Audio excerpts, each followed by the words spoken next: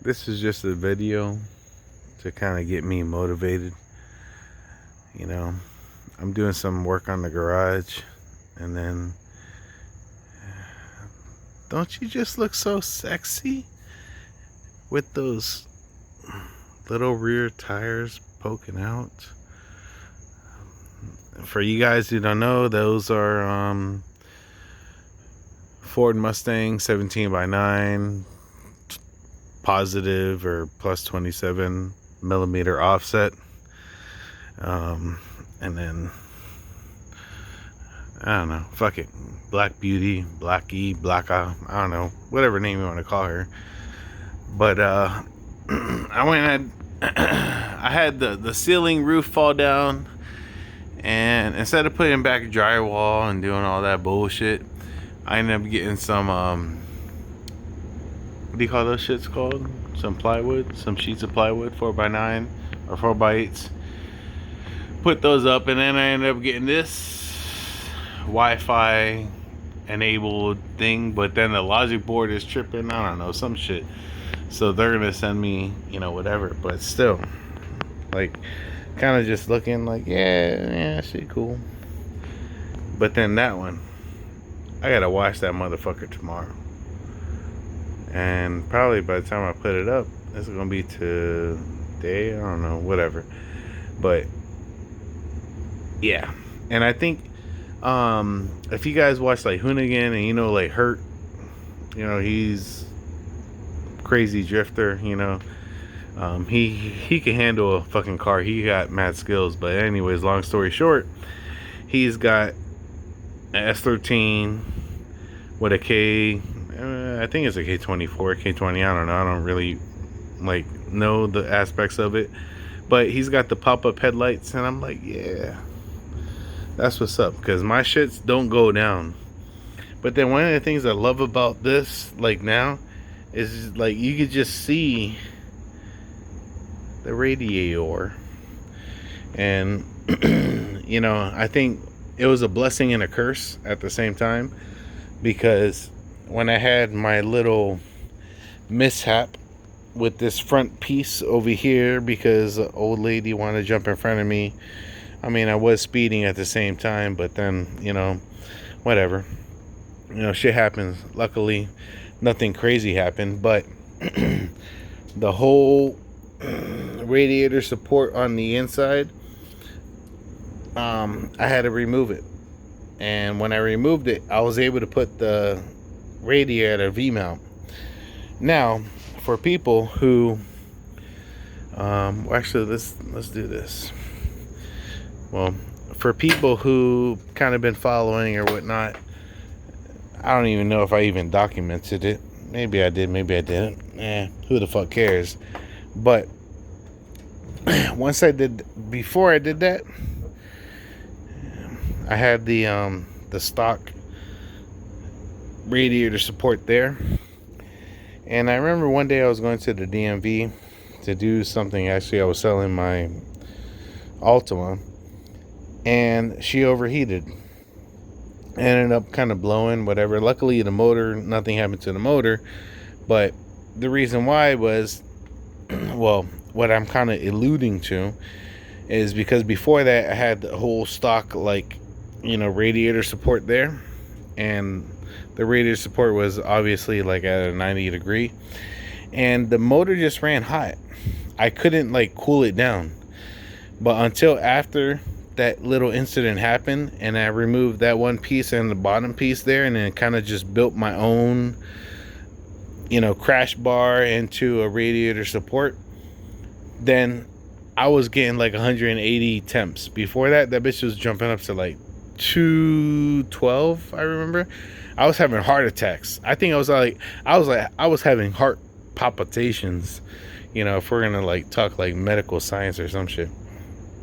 But with this now, it's able to breathe more. And then, as you can see, you know, when the motor's down, or when the hood's down, I got a nice, you know, vent here to help cool off. So I don't know, you know, at the end of the day, shit happens. So, but besides that, trying to get this all squared away, but we'll see what's up. All right, late.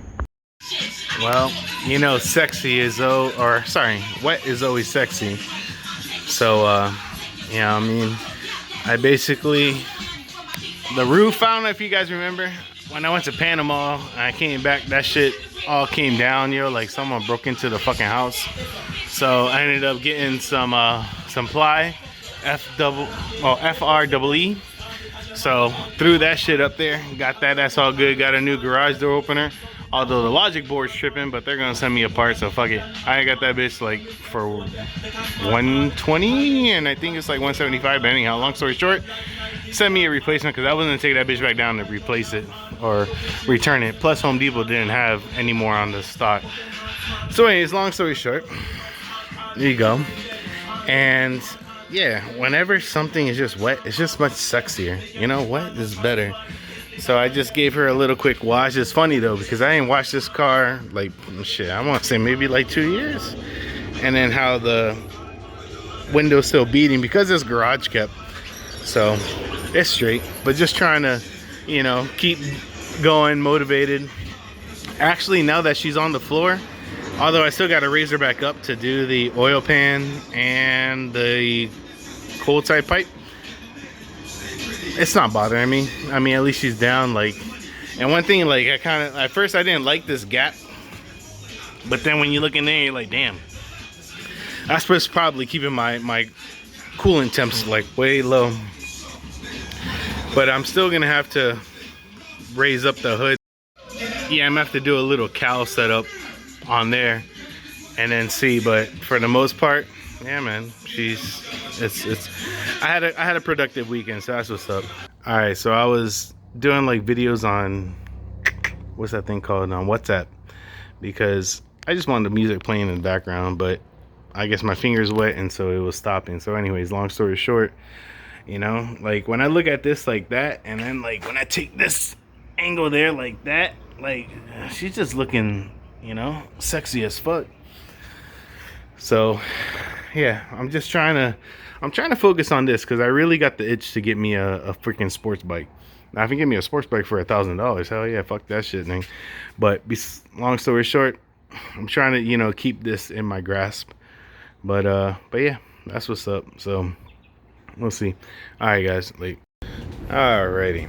So I think I just realized that last week I made a bit of video or some shit like that, and I didn't load it, so I'm probably gonna put that before. But anyway, long story short, I went and I was able to just kind of finalize that stupid cross. You know, it was nothing difficult. I just haven't had no time, or maybe I wasn't making time because it was hot. But today it was kind of raining out there, so it was cool. But anyhow, long story short, I at least got that fuel line. I had to order some more return line because I'm probably going to put my fuel pressure regulator over there since I don't need to have that catch can anymore. So that's cool. What do you call it? So I had that going there. Then, you know, this feed line, which is a 8 AN half-inch line, I got more there. I'm gonna redo that and have that. So and then my fuel line's, you know, gonna be complete, you know, once I get that, because I do still have the return to the back of the car there. But then I went and I hooked up most of the sensors. Some of these, like this was the old crank sensor. I'm gonna rewire this to be the cam sensor, so it will hit right there, kind of just loop, wrap around.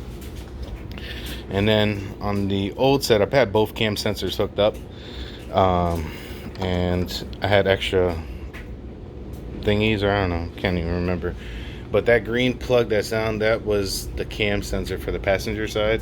I'm gonna switch that and make that to the crank sensor that goes right there on the transmission. So I don't have to do like, because if that one was too tight coming here, and it wouldn't snake up around in there and you know, be kind of slim. But I still need to redo these guys.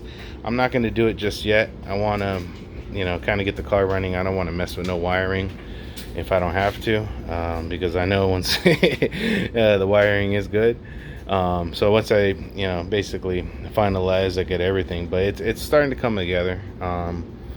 You know, the biggest things now is still just the drain and shit, but little baby steps. Because then yesterday we went to this like little local event. So my son, he just turned, well, he's 15 now. He kind of just turned it in August. But he got his learner's permit. So him and his friends, we ended up running out to this like little car meet and stuff. You know, doing that. And then like, you know, they're all talking. And then they're all like going crazy for two-step and stuff. And I'm like, Only I don't like two-step because you see, what happens with a two-step? You go, you set the you know, you hit the rev limiter, you know, let's say I used to do it like around 4,500. Then after that, you have the spark happen after top dead center. So what that means is after the piston is going back down and the exhaust valves are opening, you're now sparking. So that spark is going to travel, well, yeah, you can't really see my headers, but they're going to come through there, come all through there, and then into the turbine and have a violent explosion. And so, you know, that's really not good for, you know, turbines or even just turbos in general, because, you know, they are eccentric, and so they need to have like a nice even spin. So if you introduce some violent shit, that's when it starts messing with your thrust bearing. And I just, you know, kind of laugh. Now if you're NA, you know, that's fine as long as you don't have no cats, because then that's the other thing, you know, because then now you're having all that fuel go in there and blow up, and you know, it could basically clog up the cat or even melt the cat. And then next thing you know, you're trying to figure out why, you know, your car isn't going anywhere. Is because it's got some crazy ass restriction from that. But these are kind of like extreme scenarios. But I definitely know for a fact, with me, I don't even want to do that shit either, because at one time when I was on Southern, I went from second to third, or I can't remember. I have it on a video, and I had a fireball and actually like kind of like seen it from the back. And then it knocked out my wideband sensor. So I'm like, you know, whatever. But anyhow, long story short, that's pretty much it. But yeah. So it's like, it's gonna be like, you know, hold on, let's see if we can reenact something. Because it'd be like, you know, you come up to the car and people will be like, oh, snap 240, yo. Oh man. Oh, what you got? SR? I'm like, nah. Oh, KA? Nah. Oh, a 1J? Nah. And then you come up and they're like, oh shit. Maybe not, but still, for me, you know, because most of the times you see a VQ and S13, they're you know, basically naturally aspirated. You know, but ever since I had the 35, it's always been on boost, so it's just fun. But anyhow, I think like when I open it up, it's just that I wanted to get like, you know, kind of like pretty boy clean, but then I'm like, man, fuck that bullshit, because that's what I tried doing on the last motor. And then, you know, basically the crank was the rods or rod journals, or I don't know, because, you know, the VQs, I don't know, hopefully they fixed the oiling issue with this. I actually haven't really heard, but anyways, the old VQs are notorious for oil consumption. And so if you don't have no oils, then you don't have enough cushion in between your mains and rods, like the bearings.